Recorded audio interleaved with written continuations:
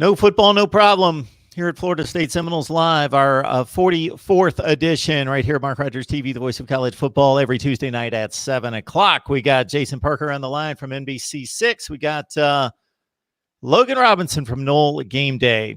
And, of course, I ask you guys every week, how are you doing? But that has to be attached to the statement, under the circumstances. How are you doing? Had a great day. I mean, the Olympics got postponed on NBC, so there goes a decent amount of our money. So we had a great day at the Peacock.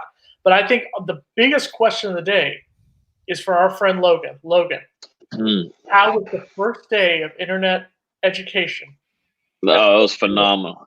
How was it was phenomenal. First of all, I love online classes. So FSU just got back from spring break, and I really like online classes. It was tough doing math, I will admit, a couple semesters ago, but survived it. But online is good, but it's not really good whenever you have to do your lectures on a live video. And I got to experience just my only one class today that had 200 students in it.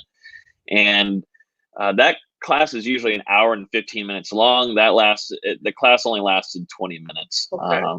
What happened was, whenever you have that many people in there and you're having to figure out technology and stuff like that. But then there's also immaturity with it too. A lot of freshmen are in that class. They like to unmute their mics and they like to, say some certain things and make different noises. And, it's real exciting and distracting. So our professor ended that class pretty quickly. She said, how about you guys just go watch a video if you can't be mature enough to stay in this live chat? So we went from an hour and 15 minutes to 20 minutes. And so far, online's working really well for me. The best part about it is that I get to take the rest of my exams at home for the rest of the semester, which is a savior. I was kind of distracted the last month or so. So my last exam I could have done better on. So we're going to finish off the semester really good. And I'm excited for online and some stories to share along the road here in the next few weeks. You, sir, are a better person than me because I worked from home for the first time today and wanted to jump off of the second floor because I cannot work by myself in the environment. I wonder, though, if these are the same dumbasses from FSU who I had to deal with in Key West. We went and covered the fact that they shut down Key West on Friday. Mm-hmm. So shout out to the dumbasses from Florida State, Maryland, and Clemson, who in the traditional manner of, you guys are here to ruin our spring break. You guys are closing everything down to ruin our spring break. And then they're the ones who usually, when the schools end up releasing the story about 5 students tested positive for coronavirus. Gee, I wouldn't. So a shout out to those dumbasses I dealt with. Dumbasses going to Florida State? Is that possible? Wow. I will admit it. We have dumbasses who go to our school, but yes, they were from FSU.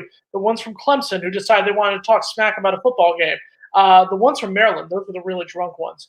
But yes, all of them. Oh, can we get on TV? Sure. And then there's the technique where you act like you're recording and you never hit the record button. You're like, sure, yeah, we're recording right now. Yeah, I just want to say you guys are here ruining our spring break by closing everything down. It's not that much of a problem, blah, blah, blah. Okay. Yeah. That's bad, dude. So, okay, whatever. I hope you all get it. Man, rough. Everything will be all right. I'm enjoying it. It's going to be easy from here on out. I get to spend more time with you guys. I get to focus on this. I don't have to worry about coming back from class and studying, since I really studied really hard. I study a lot. I can't get out of my textbook. I'd rather be in my textbook than watch sports all the time. So I'm really in my element. And here we are for the next couple of months of just. Jason, Logan says he's going to be spending more time with us. I wish he didn't lie. That's what he said. Mine's with Logan there on that one. I will say though, but let's give Mark Rogers TV, the voice of college football, credit. Mark Rogers, actual Florida State football news for the 2020 season, should there be a 2020 season, for us to talk about this week. We have actual football content. I'm excited. Raymond Berry's commenting in the live chat that the crew is tardy again. This is kind of our calling card here. It's in down here in South Florida. It's Miami Standard Time, where everything, like you say, it's going to start 7. Doesn't start till about 7:05, 7:10. Cuban time, Jews and Cubans, we get together, we run late. So that's how we do it. And again, we remind everyone that whether this is a Florida State live stream, a Miami live stream, Ohio State, anybody else that we do, this is merely a smoke screen for my vice presidential nomination for 2020, as Kyle Pickett often reminds us. I'd give you a vote. I don't think Joe Biden's going to pick you. I think he's going to go with a different direction. Oh, man. I just think. And who says I would pick Joe Biden? There may be another announcement coming in this summer. If the Olympics cost me my job at NBC, we'll see what happens. Yeah. So we do have some Florida State football news here. We got a running back. We need running backs, right? Thank God. I actually said we when I said Florida State. Good, I like that. We? Did I say that? Nice. You did. Wow. Running backs. Wow. Starting to turn the page here. We're getting them to turn this way. I mean, those views. It's been 44 weeks. Hey, Jason, I mean, go back and look at those views back on the live streams. Ours is usually on top lately. So, I mean, FSU's is over the other teams. So, I mean, this is what it is. Oh, I don't know. Ohio State's pushing 5,000 from the other day. Whoa. I'm not going to say it again. So let's just treasure this moment, treasure what just happened. He's coming over to our side. He's going to wear the garnet shirt again. Let's just treasure our moment. He never did wear it, I don't think, did he? He's worn it 3 times. Not that I kept track or anything. But oh, Jesus. The big news out of Tallahassee is obviously JASHAUN Corbin, who is a former, I believe, 4-star running back who signed with Texas A&M. He's from Central Florida area. Transferred into Florida State. He was granted his immediate eligibility, so he'll have 3 seasons left to play for the Seminoles. And I think this is a huge, huge get. And I think, shout out to head coach Mike Norvell because of the fact that his 3 biggest signings, I would say right now for the 2020 class, are getting Tamarian Terry, Marvin Wilson to return, and then getting JASHAUN Corbin to get his eligibility. I think that this right here is a huge step for Florida State because the running back position, once Cam Akers left, you knew you had Tamarian Terry at wide receiver, so you know you had a star out there. As of right now, we've dissed him before, but I think James Blackman is still a decent quarterback. If he grows, you're fine there. JASHAUN Corbin gives you that running back depth. I'm not guaranteeing he will be the starter when Florida State plays West Virginia, but he gives you that depth at running back that I think you almost expected from Laybourne and Cam Akers, kind of that dual threat there. Now, if Laybourne is healthy and you got Corbin, who's in there, who now has his eligibility, there's that double backfield that could make things interesting. What do you think, Logan? I think obviously this is great news for FSU. I'm pretty shocked it happened this early. I don't know if the NCAA has really been embarrassing themselves definitely today with the Trevor Lawrence situation. So maybe they're out there trying to put some good things and probably trying to make players happy while a lot of them are having to miss out on spring sports and whatnot. One thing about this is a loaded backfield now. It was kind of 50-50 if he would get his eligibility or not. But now that he has it, Florida State has a crap load of running backs now that they can use. I think one of them might be used in a different kind of situation. Talking about Corey Wren, who's one of the fastest recruits coming into college football. He's a true freshman. Damian Webb is also coming, who's had a lot of experience JUCO-wise. Also, obviously, Kalen LeBourne, who's going to be probably your expected starter, if not going to be working really hard with Corbin to get that starting spot.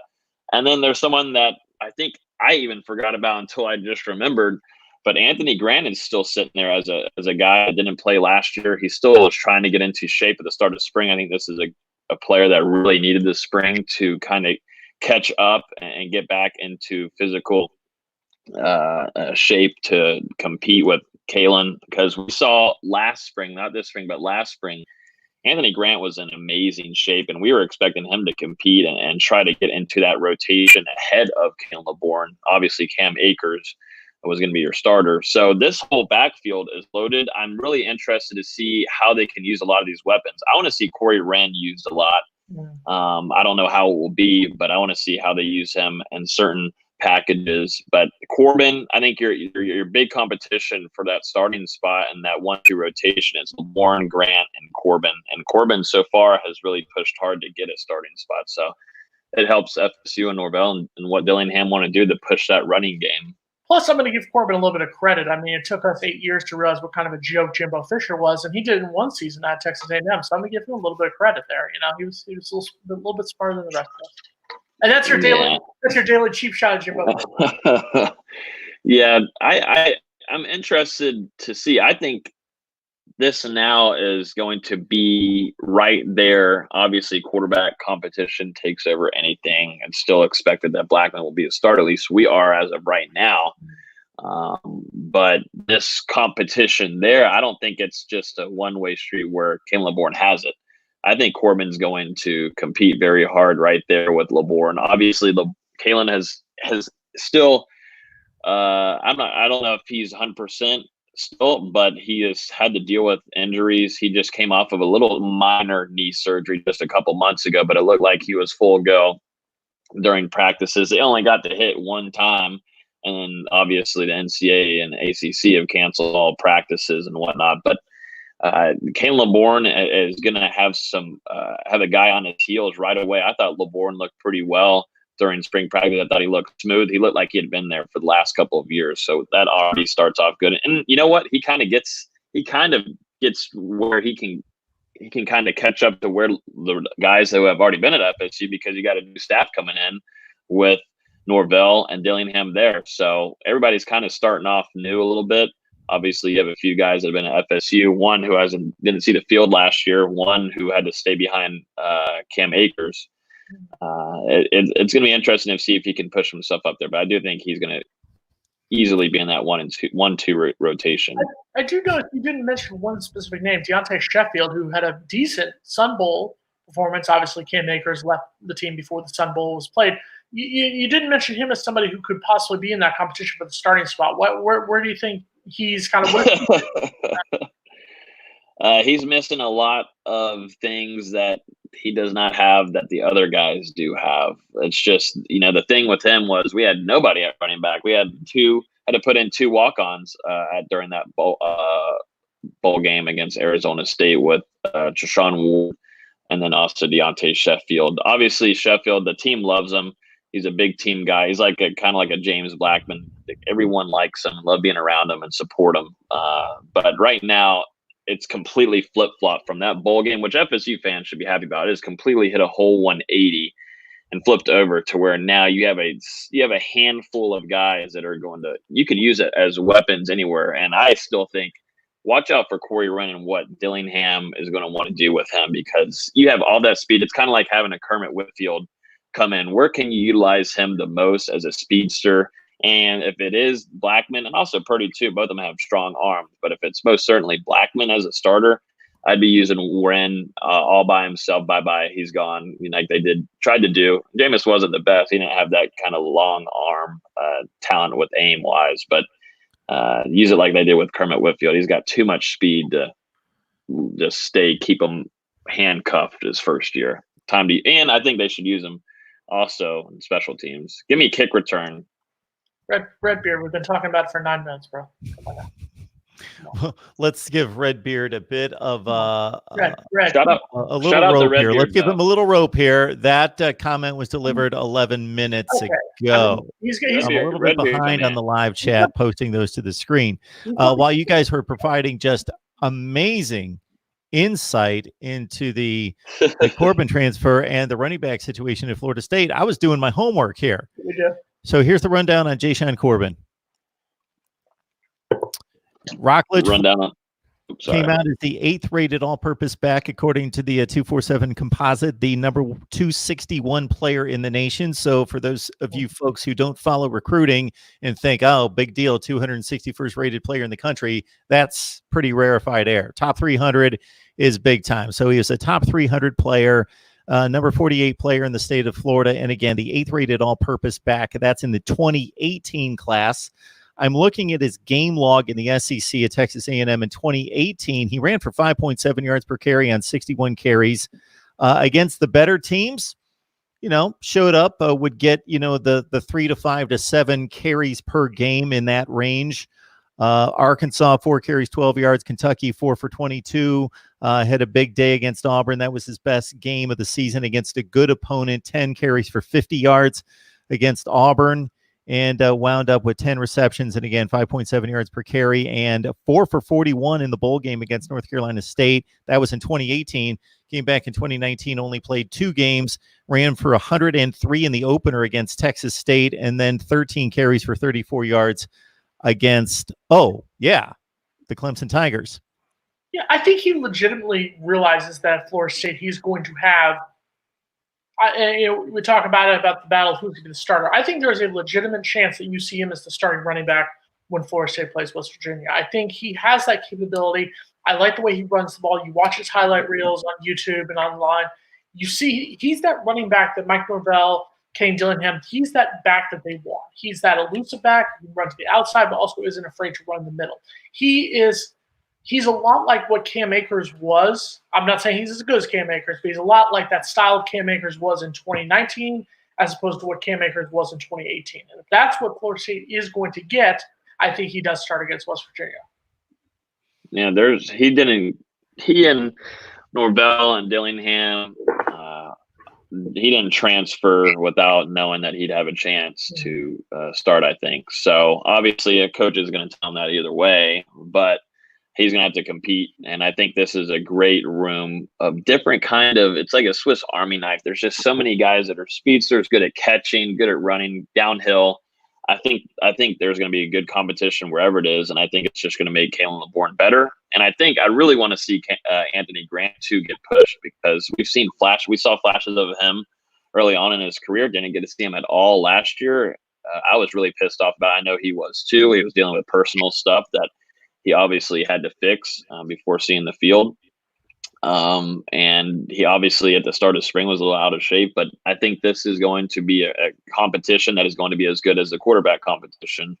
All these guys are going to be pushing one another to obviously get into Atlanta if there is an Atlanta game.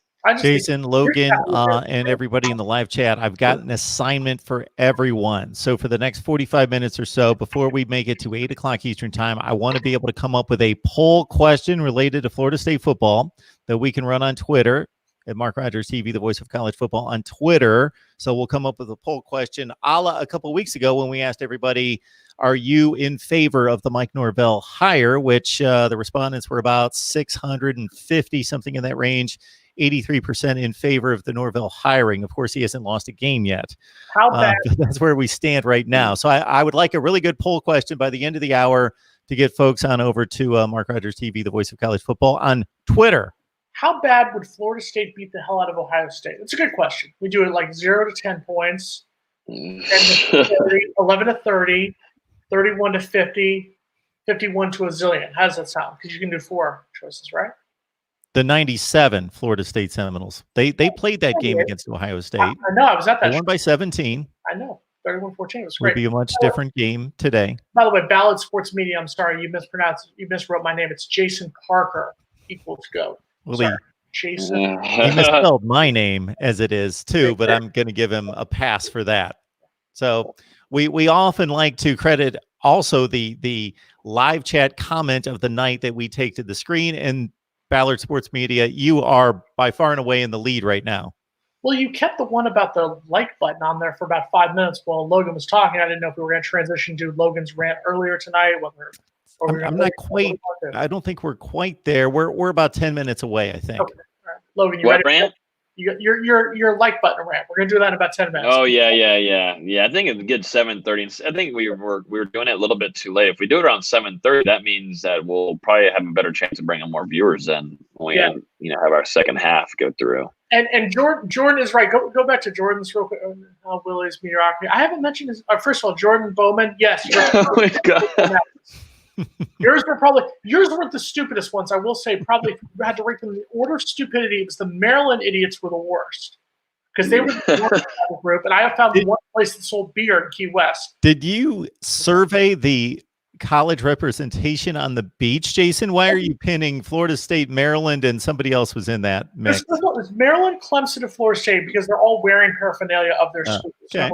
Number 2, the beaches were closed on Key West, so they couldn't be at the beaches. They were literally on Duval Street in Key West. If either one of you have ever been to Key West before, that's the main street. That's where all the action happens. There were 6 places that were open. 2 CVS's, a Walgreens, a pizza parlor, a CBD shop, and a strip club. That was it.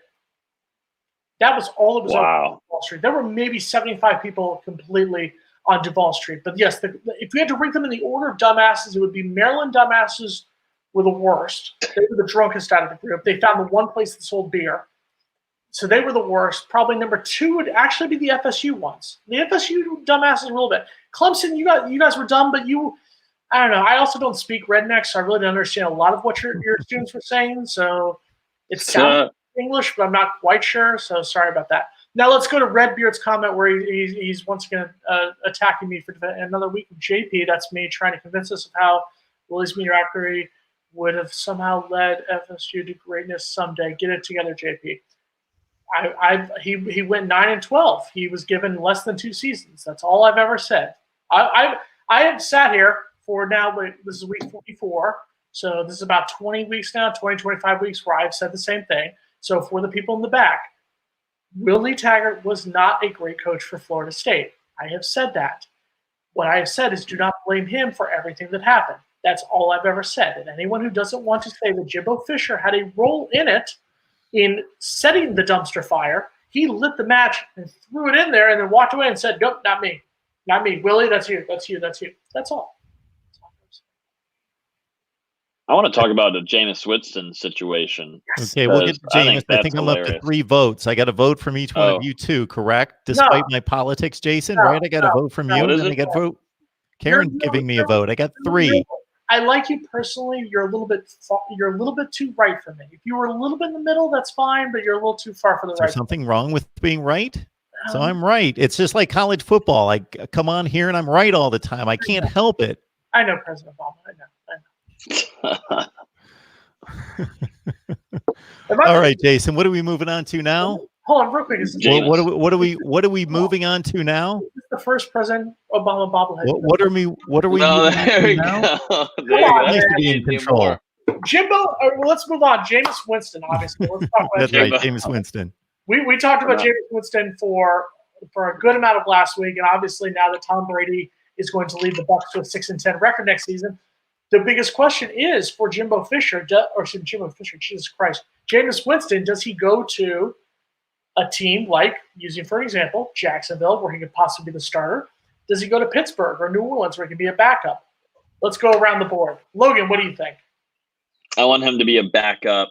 I don't want him going to the Jaguars, even though he could start there immediately, no matter what.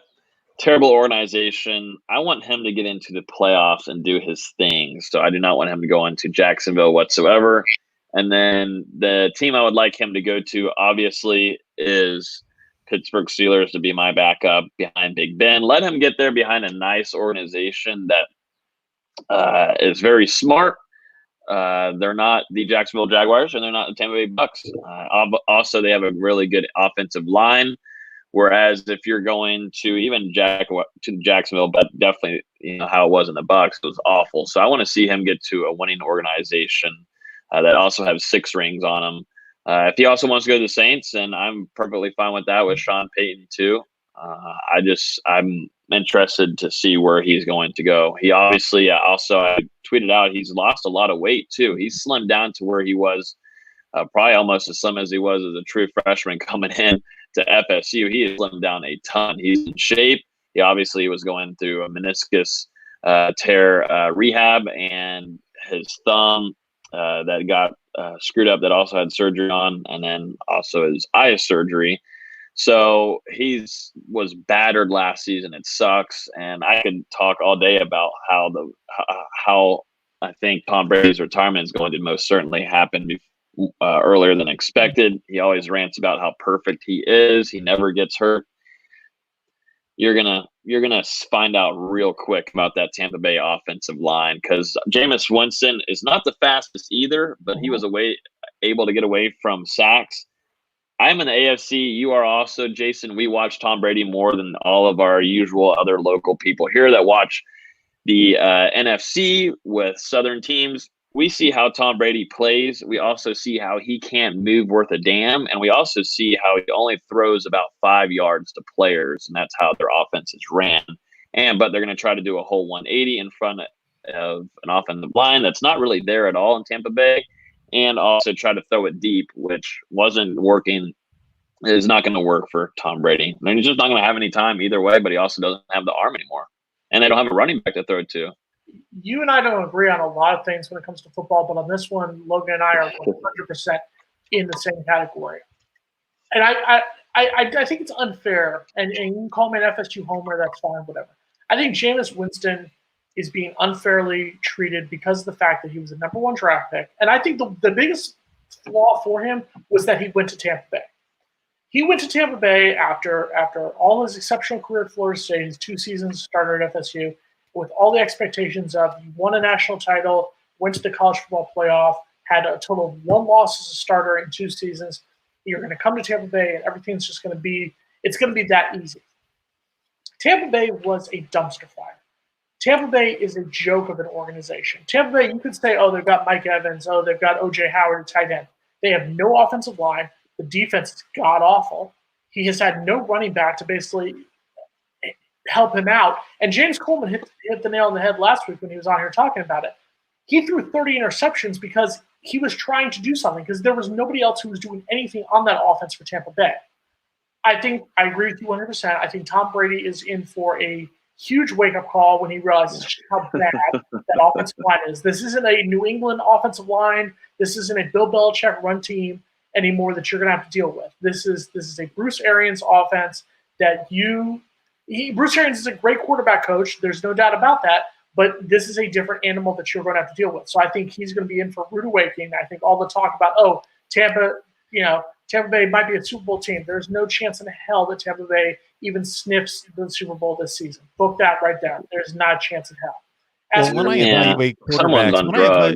When I evaluate quarterbacks and personnel in the NFL compared to their draft selection, I think 2 things need to be taken into consideration.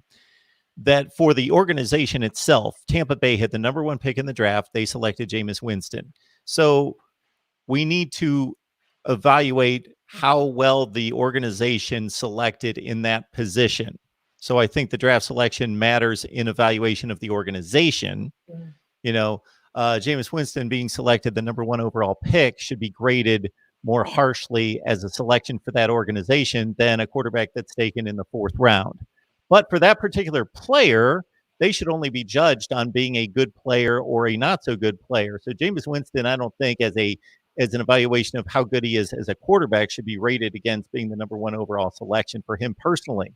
The thing is, when I say that is him going to Tampa Bay, where there was a large amount of FSU fans. There was a large amount of people who saw him play in college football in the state of Florida, versus if he had went to, just using an example, an Oakland Raiders, a Los Angeles Chargers, a team like that, where he could have been able to get away from it. And maybe he might, even if he had the same performance, same record and whatnot, there's that whole added pressure. Apparently Logan's going to go capture a cat right now.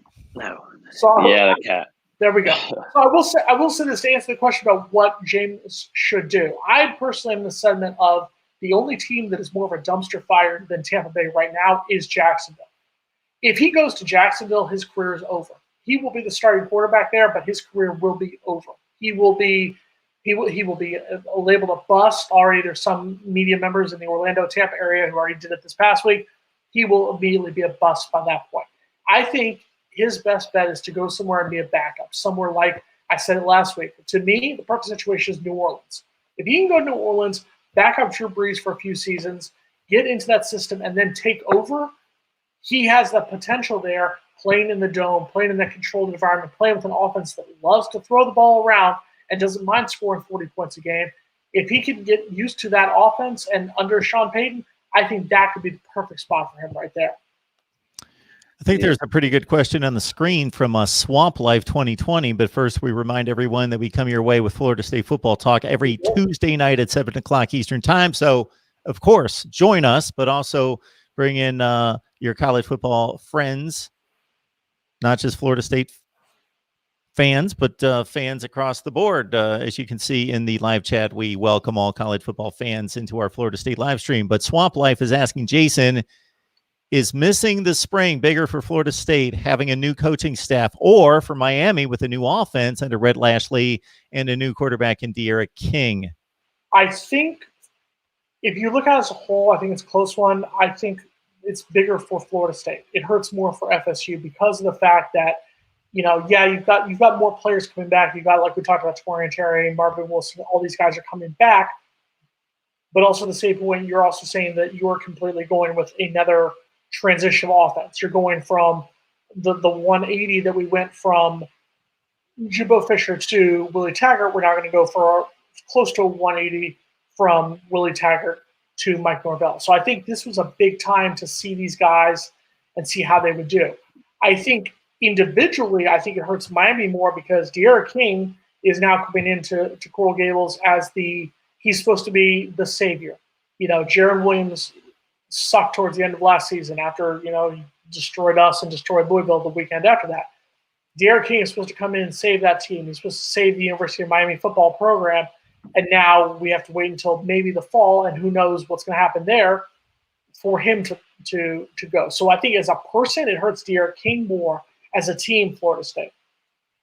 Here's my take on that, because I got a lot of questions during a couple recent call-in shows, and I'll remind everyone that we've set up an off-season live stream schedule, call-in shows. That's Sunday night at 10 o'clock Eastern time and Friday at noon, where we're talking Ohio State this particular Friday. But Friday at noon, call-in show, and Sunday night at 10 o'clock. But I think it only makes sense that obviously everybody's playing. So somebody called in. The first call I took was, how are these kids actually going to play a football season if they can't have spring football? Well, let's understand, if we go back a couple decades, this is almost like a full-time job now for these kids, as opposed to the hours that they were allotted to play big-time sports years ago, and they still played a football season and played capably. So it can be done. Sure, it prohibits these teams from developing the players to the point that the coaches would like. But these coaches, they would work these kids 60 hours a week if they would be given the time. They are high on preparation. But everybody's in the same boat, number one. But everyone's in the same boat, so you can't point to anyone and say they have an advantage or disadvantage, except obviously new coaches and coaching staff. So Florida State would be in that category, in my opinion, just looking at it objectively, that Mike Norvell and staff are in a difficult place because they're trying to create a culture, build an organization, build a structure, a new terminology for the players, new relationship with the head coach and the position coaches in many instances. So they've got a steeper hill to climb to get ready for 2020 if we are to have a 2020 season. Well, not just that, but also I think Manny Diaz gets, and I've said this before, I think Manny Diaz gets too much of a pass down here in Miami because he is the Miami guy. He's the Miami native, born and raised. I'd like to remind Miami fans he went to Florida State. But he is the Miami guy. He gets that pass and saying, 6-6. But nobody wants to blame him. Nobody wants to realize that maybe he's not ready to be the head coach of the University of Miami. I think this is the season that's going to prove whether or not that comes true. But that's the biggest question there. But I think the person's asking you on the call-in show talking about, does spring football hurt? I think the bigger question we all need to realize, and I'm not trying to get political about it, but I think I'll say it. I think President Trump is underselling how serious of a problem this pandemic has become. I think the coronavirus task force is underselling it in a lot of ways. We haven't even hit the major point of it in Italy, which has seen more people die in Italy than did in China. And Italy is still far ahead of us. So we're already canceling the Olympics, which the Olympics were supposed to end, I believe it's 2 or 3 weeks before the first weekend of the college football season. I don't think it will get that bad, but there is a legitimate question that we are going to have to ask, is at what point do we consider that the season is either going to be abbreviated, delayed, or in a worst case scenario, possibly canceled? I don't know. It would be tough for a lot of things. Obviously, we haven't hit the peak here in the country with everything. Still got a long ways to go. Definitely when we have idiots my age going out on spring break and cuddling and having a good time on the beach with thousands of each other. But we might now, the Southeast, though, will probably make a riot fest if there's any kind of college football being even postponed. But definitely if it's canceled in any way, people will start losing their minds. It's kind of like having, Florida State fans have had to deal with crap. There's a lot of Florida teams have too, with hurricanes happening, and people lose their minds with that. when games are canceled. It happened with the Miami game a couple of years ago.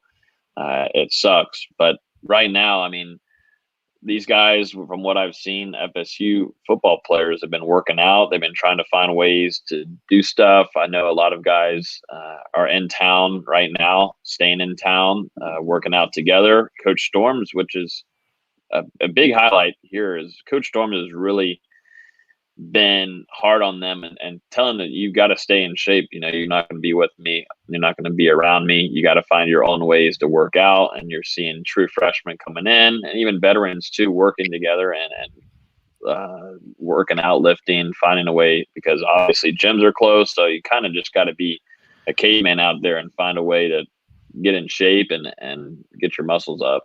But you know what isn't hard to do? You know what isn't hard to do and what isn't hard to worry about? Hitting that like button, right, Logan? Oh, that like button needs to be smashed right now. It needs to be smashed. I don't know how many people have not hit it. We're at 30. We're doing better now than usual, but we have 64 people watching at the moment. I think we can get this thing to 50 likes before the stream ends. That would be incredible. We need to get more likes on this because it gets shared to more FSU fans, even the Clemson fans that are in, and all the Miami fans are just, for some reason, here having a good time. We appreciate everyone coming in and just watching us, but most certainly we want to give more likes to Mark Rogers so we can get this stream out there to more people and more college football fans of the Mark Rogers Voice of College Football YouTube page. Mark, yes. Mark, can you put that last quote from Redbeard up? Because I want to rip him into one real quick. I will real quick. Jason beat me to the punch in reminding Logan about his responsibility to promote the likes, because I was just receiving from my online producer tonight, just tonight, my online producer, that it was time in the show to hit the like promotion. Would like to remind everyone that the super chat is on and available to everyone as well. What comment in particular do we want to hit on here, Jason?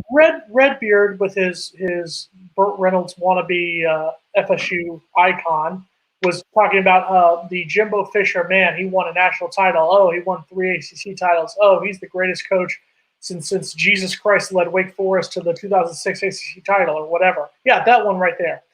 Okay, Redbeard, I'm going to say it like this. And these are all facts, by the way. Facts, 100%.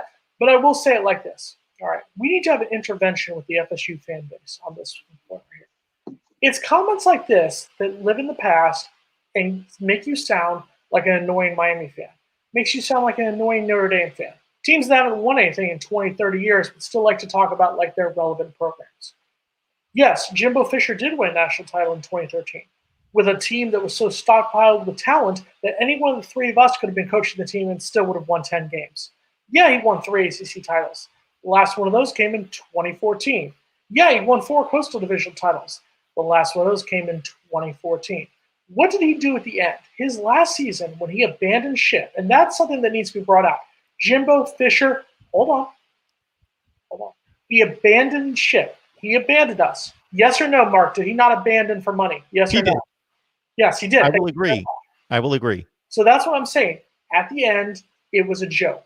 I have somewhat sabotaged this season, unfortunately. Jimbo Fisher had very good years in Tallahassee. 100% will agree that he had very good years in Tallahassee. He also had great teams that helped those years. He also had a 2016 season where he won 10 games. 3 of the games were by combined 6 points. I feel like I've said this. Do those not count? No, we only won by 2. Let's count that as a loss. They count. What does that even mean? You went 10-3. You won the Orange Bowl. You finished in the top 10 in the country. I think number 8 in the country. You wouldn't take that this year? Would you say that 2016 team, which had the same record, they were really good? You would say I think that 2016 team, even with Dalvin Cook, with DeAndre Francois as a freshman quarterback, I think that team gets murdered by any one of the other teams. I think that 10-win season was a facade. It was a joke of a 10-win season. Yes, I'll take the 10 wins. Trust me, I'm a devout Florida State Seminole like the rest of the person, but I'm just also being honest. It was 10 wins. It was not a true 10-win season. Yes, on paper it was 10 wins. In reality, it was not 10 wins. I've always said that Jimbo Fisher, my beef with him is the way he left and the fact that he abandoned that team when they were a 5-6 team, that the only reason they were able to get to a bowl game that season was because a canceled game, a game that was canceled because of Hurricane Irma, got rescheduled at the end. We're just being honest about it. It's comments by Redbeard and people like that in the FSU fan base that continuously live in the past. Oh, well, we won the 2013 title. Well, guess what? If we don't win another national title for another 10 years, another 15 years, are we still going to live on 2013? It's time to move on. If I'm supposed to move on from Willie Taggart, you need to move on from Jimbo Fisher. That's all I'm saying. Okay. Jimbo Fisher took over at Florida State when? He was the 2010 season. Was his first 2010. Okay, he went 78-17. That's pretty damn good.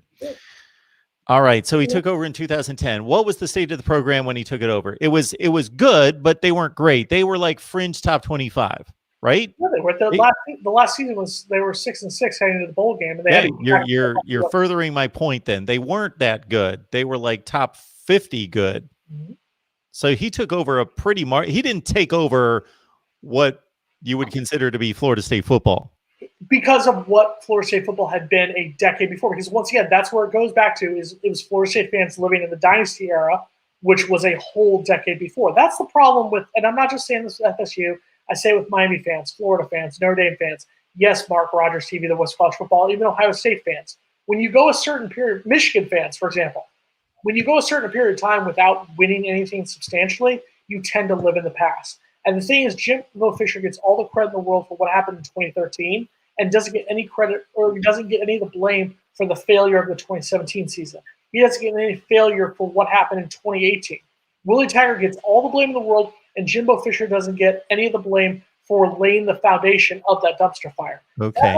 If a head coach anywhere is at a place for 8 full seasons and he has 7 successful seasons by almost any measurement, unless you're an elite and you're saying, we need to go 11-1, 12-0, but basically it's 7 successful seasons or at least 4 or 5 ultra successful seasons and 1 bad season in which he bailed on the program. Yes, you wouldn't take that from somebody else.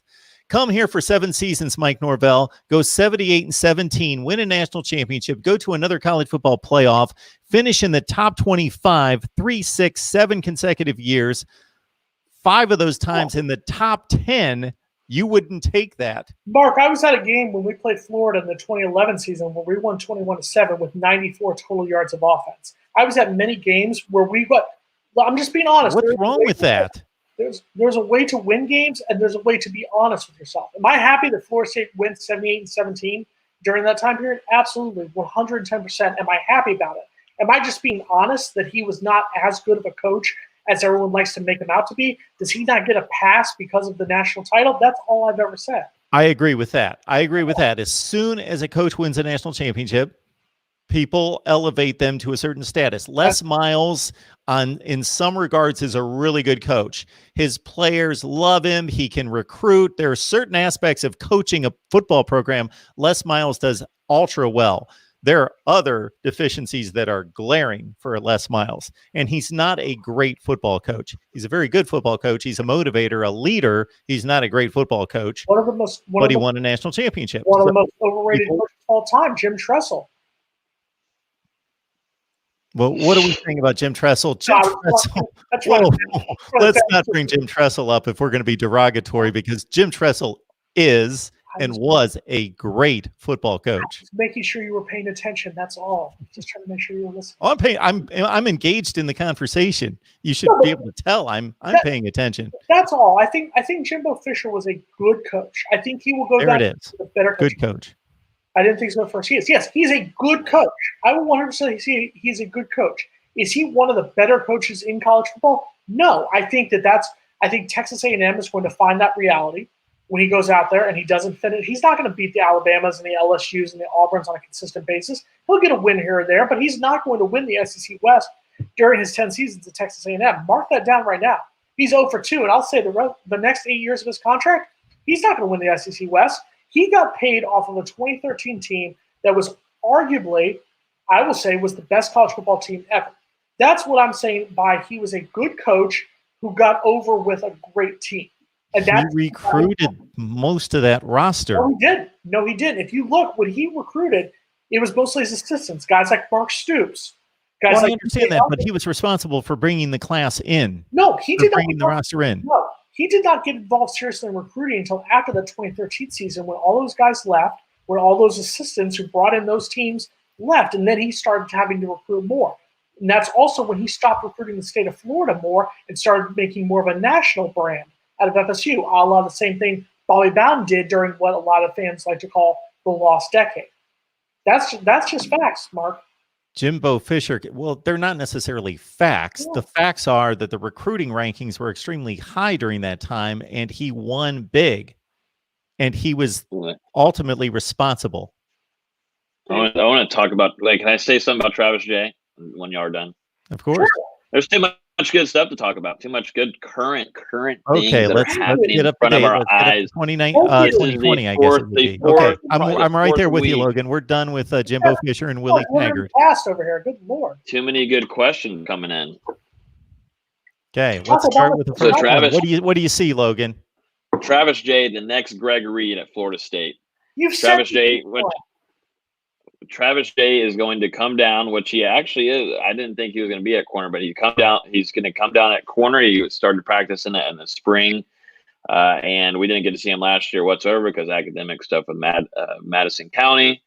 But both Zane Herring and him come from two state champions. But Travis J is going to also, I think he is going to be used in special teams. He played a little bit of offense early on during his time at Madison County throughout his career there in high school. But he and Akeem Dent, once Akeem Dent comes back from his ankle injury, who's going to miss the whole entire spring, those two guys are probably going to be kind of like your next Derwin James and Jalen Ramsey. Whoa. Have that kind of aspect. Whoa. If Akeem Dent would have caught 5 of those interceptions last year, then we would have thought he was the next best DB in college football, but at FSU. Let's be easy on that one. First of all, are you saying Travis J is going to transfer to Valdosta State already, or should he get the paperwork in, or how's that going to go? For Greg Reed, Greg Reed, finish his career as a Seminole. Let's forget about this one. He looked hungry. He looked hungry in the first start of spring. To answer one of your commentaries here, Mark Rogers TV, the voice of college football, I think the biggest threat to Florida State this season, it's tough because I think Florida State can handle NC State. I don't think NC State stands much of a challenge. I think they're on the downward slide. I think there's a lot of people. I think Wake Forest could be an interesting team because that's a team who could easily come into Tallahassee and beat Florida State. And could easily come into Tallahassee and get smoked. So I think on the schedule, I think that's going to be the one there. I do want to see what Pittsburgh brings to the table in the little Halloween Day game on October 31st. I want to see what they're going to do. So I think probably Pittsburgh and Wake are going to be the two interesting games on the Florida State schedule outside of Clemson in the ACC. I don't even really understand the question. Typically, you ask that question of the team that's the favorite. Like, who's the big threat to Clemson? Who's the big threat to Florida State? Florida State's probably going to finish 2nd, 3rd, 4th in the division. What do you mean? They're all threats to Florida State. I think it's a person saying that Florida State is going to be second to Clemson. So I think the question's more, should have been lined more, who Maybe can they knock will. Florida State down. I think they should be. God, someone didn't have his Wheaties this morning. Jeez. Just some of these questions are poorly worded, and I have to point them out. Do you ever watch on YouTube like the Ohio State 2002 season or not? Because I have not watched any of those games in a long time. Why? I watched 20 today at work. I was sitting here with my TV. There's, couldn't stand coronavirus, so I just happened to turn on YouTube. The other day, I was watching old NFL playoff games on YouTube. That's the last time I watched any old sports on YouTube, about maybe 2 weeks ago. I'm going to give got into old NFL playoff games. Here's your hot take. 30 for 30, 85 Bears one was on the other day. Overrated team. Overrated team. Overrated. How were they overrated? They were an overrated team. Their offense, Jim McMahon basically showed up to the games all hungover and whatnot. What's that have to do with performance? Walter Payton was at the end of his career. I think the defense, I'm not a Mike Ditka guy. I think they were an overrated team. They played in a sorry division at the time. The NFC Central was weak. It was the Bucs, the Lions, the Packers, and the Vikings. It wasn't the Packers that you would see in the 90s under Brett Favre. It was an overrated team. Okay, when you get to the playoffs, that usually tells if you're good or not. Even if you came out of a weak division, the Bears threw 2 shutouts in the playoffs, and then they won the Super Bowl by 36 points, and it wasn't even that close. Now they didn't carry it. They didn't continue. People thought that was going to be the beginning of a dynasty, and it wasn't. They were merely just decent, good. They were good after that, but they weren't great. Listen, it's either we talk about this or what pizza we're going to eat for dinner. Well, I don't think they're even close to being one of the greatest teams of all time. No. Yeah, 2000 Ravens. You're talking about a team with no offense. Oh, dear God. Trent Dilfer was the quarterback. That's why whenever people say, Dan Marino didn't win a Super Bowl, the Super Bowl doesn't mean anything. The fact that Brad Johnson and Trent Dilfer have Super Bowl championship rings and Dan Marino doesn't. That's why. Trent Dilfer was a Super Bowl championship winning quarterback. Sure, it's a team game. It means something. It means something that Tom Brady has 6 Super Bowl rings and 9 appearances. It means something. But yes, there are better quarterbacks who didn't win Super Bowls, Warren Moon, Dan Fouts, Fran Tarkington, Dan Marino, than quarterbacks who won Super Bowls, Trent Dilfer, Brad Johnson, and others. And how many of those Super Bowls were won because of an Adam Vinatieri kick? 3 of them. The first 3 were all won. Yeah, the field goal kicker made a kick, but he had to put them in position for those kicks to be made. He still scored a lot of points and threw a lot of touchdowns and for a lot of yardage. His Super Bowl stats are off the charts. Adam Vinatieri is the greatest New England Patriot ever. Mark that down. That's your hot take. All right. Logan's actually wanting to talk Florida State football currently, 2020, and tells us that there are actually some decent comments and questions in the live chat. Logan's chasing his cat in his house right now. That's what Logan's doing. I wish. Do we have anything else, Logan? Scott asked one. Let's see here. Scott asked, what are your guys' thoughts on the quarterback battle? I heard Jordan Travis and Tate Rodemaker are impressing. I'm not big on Blackman. So far, it's kind of it was all over the place. First of all, Blackman had the best first day on the field. Other than that, they're still trying to figure out how Travis can throw the ball. I think there's still accuracy situations where obviously he's got to kind of catch up to where Rodemaker and Blackman are. And I also think I don't think he'll be a starter at Florida State. I think he'll have to be put into a different position. Tate Rodemaker and Blackman were those 2 guys that were competing and kind of being those 1-2 guys to start off spring. You're talking about a true freshman coming from Valdosta, a very well respected Region 2 where he competed in. But it's Blackman and the Rodemaker show as of right now. Jordan Travis, obviously, we saw flashes from him and how he is on the field. I think he has one of the best visions. I wish he could have that physical build as a running back because he has amazing eyes, and he can read the field on the ground really well. But I don't know how it is in the air. But I think the quarterback battle overall now gets really interesting because Chuba Purdy now gets to come in. Mm-hmm. Tate Rodemaker was like, "Hey, I'm going to early enroll." Well, I mean, I guess you got to work out and stuff, but you're still a quarterback. You want to watch film and stuff, but that's currently shut down. I guess you can watch it by yourself, blah, blah, blah, blah. But Purdy gets to come in, and I think it's going to be a 1-2-3 Blackman, Purdy, and Rodemaker. Yeah, I'd love to see Jordan Travis. I really legitimately would love to see him get a chance to be the starter. I think he's got the great mobility, but he just hasn't thrown the ball. We know he can complete a pass. I don't know if he can complete a pass over 10 yards at this point. And the spring was going to be the chance to finally see it. So now the question is, and I don't think there's enough time in the fall to say he's going to have a decent chance to overtake it. So I think James Blackman, no spring football means James Blackman will be your starting quarterback when Florida State plays West Virginia in Atlanta on September 5th. I don't think Chuba Purdy, I don't think Tate Rodemaker. I really legitimately believe Mike Norvell, and listening to him talk, I think he wants to do the old school Florida State style that these guys play for, sit a couple of years, learn the system, and then come in like Florida State did for a decade and a half with their quarterback. So I do think James Blackman, no spring, is the best thing for him. Yeah, and, Florida State is always, any quarterback's going to have to get used to that offensive line. If you're going to pick one of them, it's obviously going to be James Blackman. got to understand. I know a lot of people are just distraught of thinking him being out there in the starting game against Atlanta, against West Virginia. But this is the offense that he was put into last year and the year before, but most certainly last year was not anywhere from what you put that guy into. He came into Florida State under a Jimbo Fisher offense. Now he gets to go back into that pro style offense. It's still going to be quicker. And I actually like him being out there. He's a quick guy. He was able to manage and he was able to get guys on the line whenever they were moving very quickly. He is that general guy. He's got that leadership capability. We know that. He goes back to his style offense. And I think he's a good manager and a good general to run down that field whenever they have to move quickly.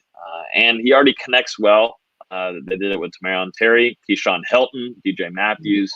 Why mess it up? But I do understand Chuba Purdy's going to come in, and I think that's kind of going to be your 1 and 2 competition. Even though we've heard a lot of good things about Roadmaker, but it's not going to be going back to Willie Taggart to golf.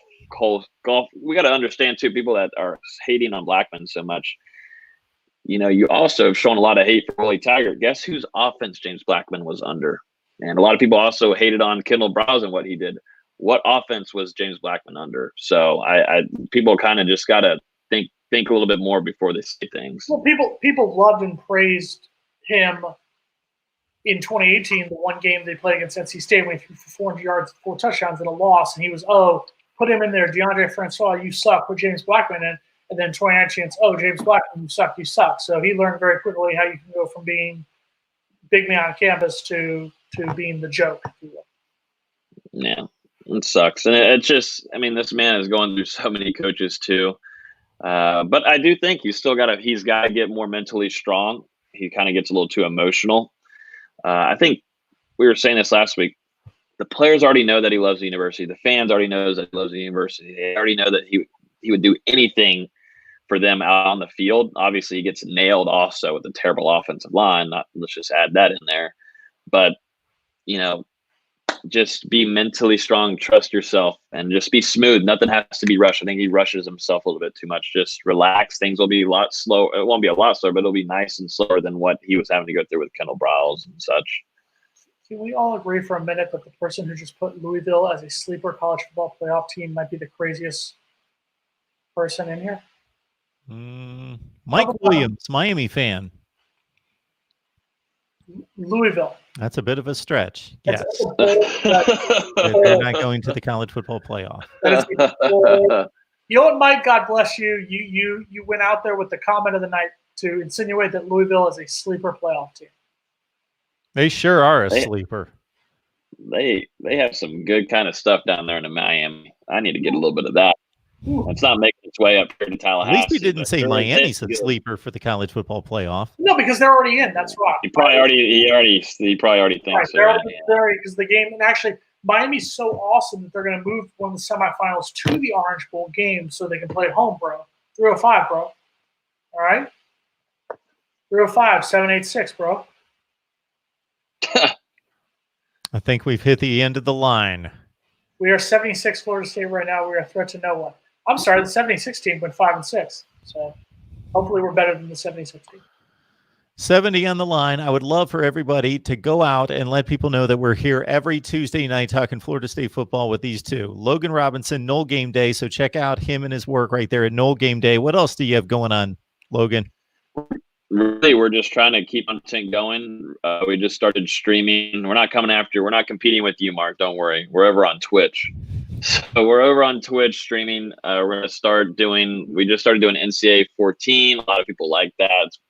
And it's got the current roster with everybody. Even Chuba Purdy's on there, Roadmaker. But yeah, it's completely updated. We've been streaming that. And tomorrow night we'll be streaming me and a couple of our staff watching the FSU versus Clemson game of 2013.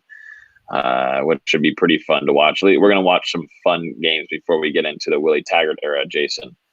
We're going to watch some Jimbo Fisher 2013 butt whooping and Clemson, which I attended, and it was just great to be at. But I never got to see Willie Taggart do that against Clemson. Basically, Knoll Game Day and Chop Chat and Tomahawk Nation and War Chant, everyone else is doing is they're like, crap. We got 5 months to fill. We have no football. We have no basketball. We have no baseball. What are we going to do? I know. Let's do video games from the 2013 title season. No. This is 20. We got it completely updated right now. We got it completely updated. The roster, like I said, Chuba Purdy's on there. You got all the true freshmen. Boatwright caught a touchdown today or yesterday against Louisville. It's rocking. But yeah, that's what we're streaming. We're going to stream tomorrow at 7 p.m. Twitch.com/Nole Game Day. You beat a sleeper playoff team, which is incredible.